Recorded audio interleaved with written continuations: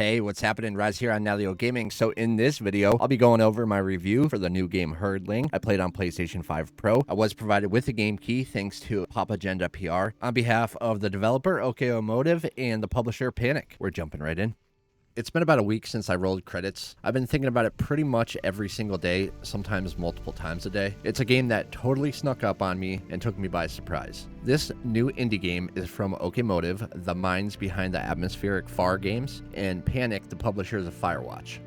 Herdling is the palate cleanser I didn't know I needed. For me, it hit on some of the same emotions I felt with games like Journey, Ancestors of Humankind Odyssey, and even Red Dead Redemption 2, which I know that sounds strange because the games are completely different from each other. What they do have in common is how they all made me feel something deep inside, which is pretty rare, and it's just an unforgettable feeling. They got so many things right with Herdling, it's quite impressive.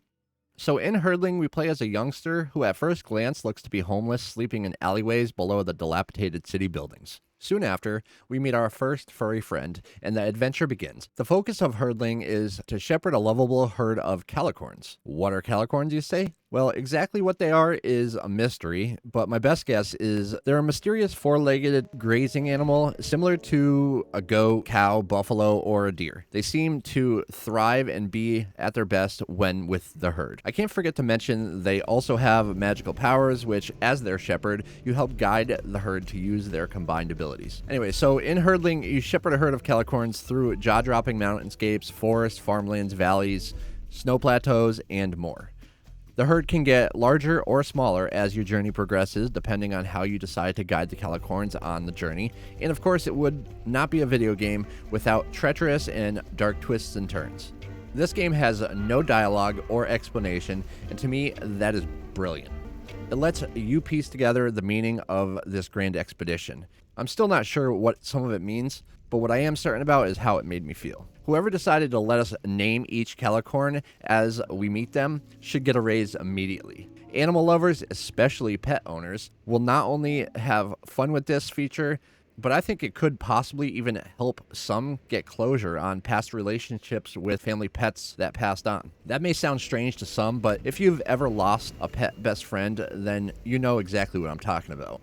I named half of my herd after family pets who passed on, like my old pup Rocky, and it made every step of the journey hit that much harder. If this isn't something you're interested in, then there is a name randomizer that you can use.